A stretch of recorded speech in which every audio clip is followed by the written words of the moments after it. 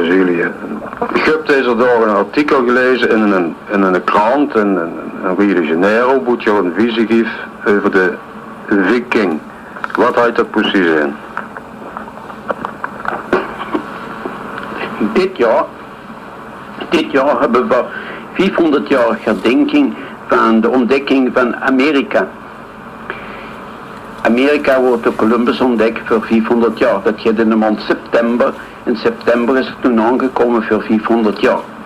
En ik heb de lessentijd en gedurende de laatste jaren me zeer geïnteresseerd voor die vraag van de ontdekking van Amerika.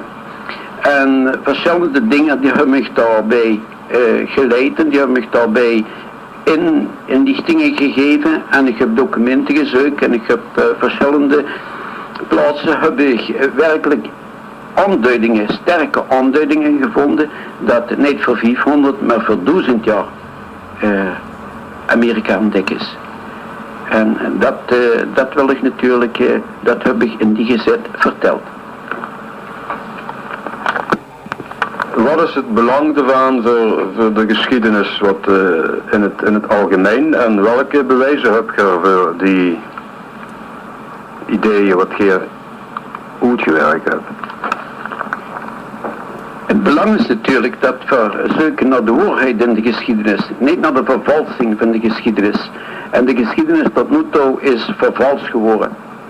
Die Portugezen, die Spanjaarden, de Nederlanders ook, die hebben in hun geschiedenisboekjes hebben ze enkel geschreven wat in hun krant te pas komt. En wat niet in hun krant te pas komt, dat hebben ze netjes verborgen. En op die manier is de geschiedenis vervals geworden. En tot nu toe. Wat het belang betreft van die ontdekking is dat als ik dat weer kan bewijzen en weer kan uitwerken en daadwerkelijk tot, laten we zeggen, een groot te bergen brengen, dat ze al hun geschiedenisboek van Amerika en Noord- en Zuid-Amerika, die kunnen ze werkelijk in een trekbak gooien, want die zijn al veel te oud en overhaald. De geschiedenis begint niet met 1500 met Columbus. De geschiedenis begint niet in het zuiden met Portugezen die dit ontdekt hebben. Dit land was ontdekt al 400 jaar van tevoren. En dan niet alleen voor de algemene vaderlandse geschiedenis en de algemene wereldgeschiedenis, maar ook voor de kerkgeschiedenis. Want ik kan bewijzen dat 400 jaar voordat de Columbus aan het land was, was hij al monniken aan het preken. En toen die gekomen zijn, die Spanjaarden en die Portugezen, en daar hebben we alle mogelijke inlichtingen over, van de brieven die toen de tijd in 1500 en een beetje geschreven zijn, dat die lui, hij al rondliepen met de kennis van een blanke man met een lange baard en een lang kleed, en hij had de kruis in zijn hand en die schudde water over de kop van de lui. Wie is dat mogelijk? En al die verhalen die van de Bijbel, van de zondvloed, van Adam en Eva en de wereld moest verlost worden door een mens, dat vinden we allemaal terug in de folklore van die Peruaanse, Boliviaanse en Argentinische volkeren.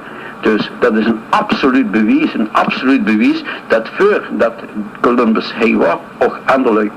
En toen Columbus kwam met zijn soldaten, toen wordt hij heel vriendelijk ontvangen.